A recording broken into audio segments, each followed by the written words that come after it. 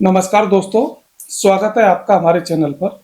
आज हम बात करने जा रहे हैं एक ऐसे मुद्दे की जो लाखों लोगों को परेशान करता है। वह है बाल झड़ना। बाल सिर्फ हमारे लुक्स ही नहीं बल्कि आत्मविश्वास का भी हिस्सा होते हैं। जब बाल झड़ते हैं तो इंसान अंदर से हिल जाता है। लेकिन क्या आप जानते हैं, बाल झड़ने की सबसे बड़ी वजह सिर्फ खराब शैम्पू, डस्ट या डाइट नहीं होती। इसके पीछे सबसे अहम रोल निभाते हैं हमारे हार्मोन। जी हाँ, हार्मोन ही वो केमिकल मैसेंजर हैं जो हमारे शरीर की हर छोटी बड़ी क्रिया को कंट्रोल करते हैं। नींद, भूख, मूड, यहाँ तक कि हमारे बालों की ग्रोथ को। आज की इस वीडियो में हम डिटेल में समझेंगे कि बाल झड़ने में कौन कौन से हार्मोन जिम्मेदार हैं, महिलाओं और पुरुषों में ये कैसे अलग अलग असर डालते हैं, कौन कौन सी मेडिकल कंडीशन से ये जुड़े हुए होते हैं और सबसे ज़रूरी, इससे बचाव और इलाज कैसे करें। सबसे पहले समझते हैं कि बाल झड़ने के प्रकार कौन कौन से होते हैं। पहले नंबर पे हम बात करते हैं टेलोजन इफ्लूवियम। इसमें अचानक बहुत सारे बाल झड़ने लगते हैं। इसका कारण होता है प्रेगनेंसी, स्ट्रेस और हार्मोनल इम्बैलेंस। दूसरे नंबर पे होता है एंड्रोजेनिक एलोपेशिया।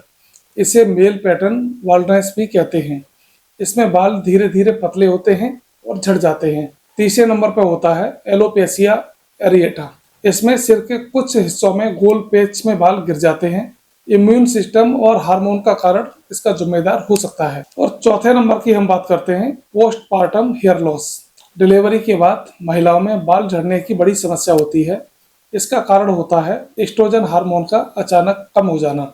यानी हर तरह के हेयर लॉस का कोई ना कोई हार्मोनल लिंक जरूर होता है। अब आते हैं सबसे जरूरी हिस्से पर, हार्मोन और उनका बालों से कनेक्शन। टेस्टोस्टेरोन हार्मोन जब डाई हाइड्रोटेस्टोस्टेरोन हार्मोन में बदलता है तो ये बालों के फॉलिकल्स को सिकोड़ देता है, जिसका नतीजा ये होता है कि बाल पतले, कमजोर और धीरे धीरे गिर जाते हैं।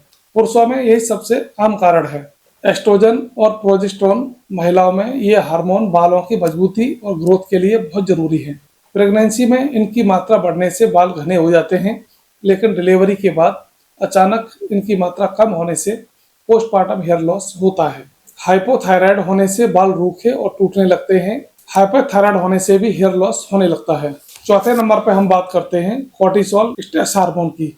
ज्यादा तनाव होने पर कोर्टिसोल लेवल बढ़ता है।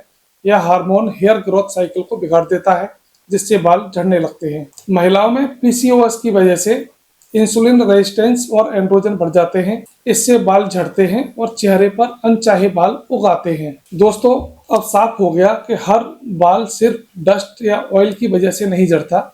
इसके पीछे हार्मोनल बैलेंस सबसे बड़ी भूमिका निभाता है। कुछ खास परिस्थितियों में हार्मोनल बदलाव तेजी से होते हैं और बाल झड़ना शुरू हो जाते हैं। मेनोपॉज होने पर महिलाओं में एस्ट्रोजन का स्तर नीचे गिर जाता है।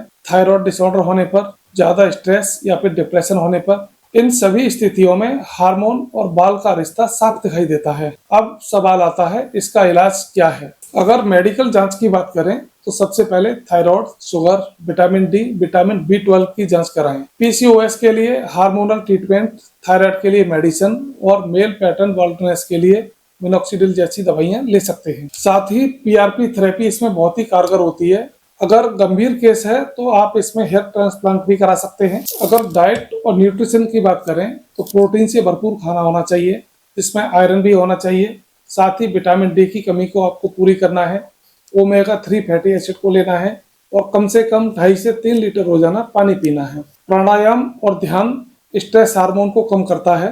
योगासन, शीर्षासन, बालासन, भुजंगासन ये कर सकते हैं। साथ ही 7 से 8 घंटे की नींद लेना बहुत जरूरी है।